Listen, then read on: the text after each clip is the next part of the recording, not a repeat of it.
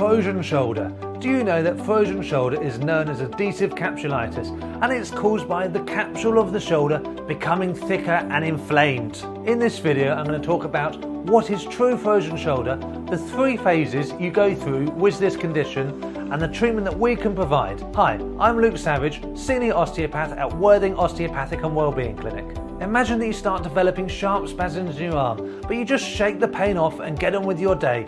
But as time passes, you start developing a stiffness. Not being able to sleep at night and get into a comfortable position is making you irritable and short-tempered with your family and friends and your colleagues. Reaching your arm above your head is making life very hard and difficult to carry out everyday tasks. A couple of weeks have passed and the movement in your arm is becoming limited.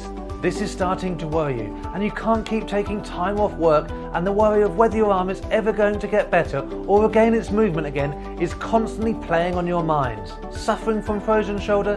Does any of this sound familiar? Then comment frozen below and myself or one of my team will get back to you. As I mentioned before, true frozen shoulder is known as adhesive capsulitis, and it's where the capsule of the shoulder becomes thick and inflamed so that the fluid around the joint reduces.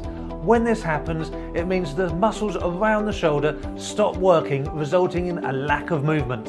It's not really known how frozen shoulder starts, but it can be linked to previous or prolonged injury of the shoulder. It can be hard to properly diagnose the condition, but one of the tests is to see the difference between active and passive ranges of movement of the shoulder. With true frozen shoulder, both movements are limited. Now for the 3 phases. Phase 1 is the initial stage, or the freezing phase. In this stage, you may be experiencing sharp spasms during the day and night, and the range of movement within the shoulder gets less and less. Phase 2 is the frozen phase. In this stage, the pain normally goes, but the lack of mobility is particularly non-existent, making everyday tasks very hard. Phase 3 is called the defrosting stage.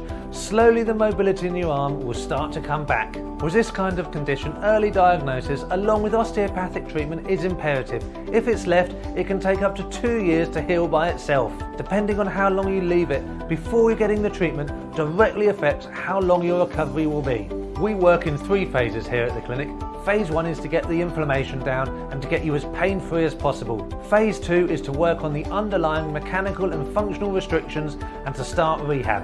And phase 3 is the final phase. And in this phase, we make sure that everything's all working properly and everything has been rehabilitated to the right level. Suffering from frozen shoulder? Then comment frozen below and myself or one of my team will get back to you. Frozen shoulder affects around 3% of the population, particularly between the ages of 50 and 60. There's also strong evidence that people who are diabetic or have a poor diet are at higher risk of developing frozen shoulder. If you've watched this video to the end, then this video is made for you. To get more information on frozen shoulder, comment frozen below and myself or one of my team will get back to you. Remember, pain is inevitable, suffering is optional. Thank you for watching.